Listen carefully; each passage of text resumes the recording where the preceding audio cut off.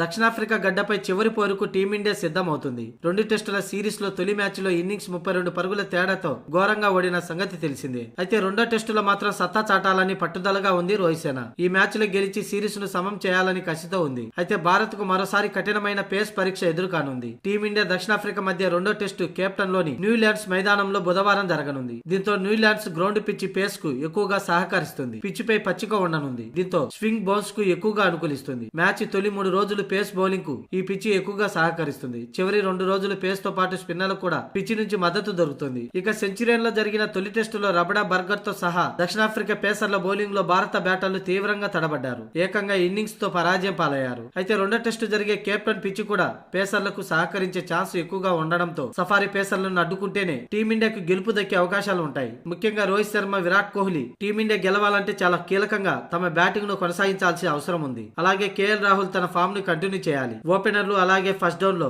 గిల్ తమ బ్యాట్లకు పని చెప్పక తప్పదు. అయితే ఈ టెస్టులో 1-2 మార్పులతో బరిలోకి దిగే అవకాశంగా కనిపిస్తుంది. అశ్విన్ కు బదులుగా జడేజా జట్టులోకి వచ్చే అవకాశాలు కూడా కనిపిస్తున్నాయి. అలాగే ఫేస్ బౌలింగ్ లో ప్రసిద్ధి కృష్ణ లేదా శార్దుల్ ఠాగూర్లలో ఒకరిని మేనేజ్మెంట్ తప్పించే అవకాశం ఉంది. మొత్తానికి ఎలాగైనా ఈ మ్యాచ్ గెలిచి 1-1తో సిరీస్ ను సమం చేయాలని టీమిండియా భావిస్తుంది. ఇందుకు కెప్టెన్ లోని పిచ్చి అనుగుణంగా టీమిండియా బ్యాటర్లు అలాగే బౌలర్లు కూడా మంచి ప్రదర్శన చేయాల్సి ఉంటుంది.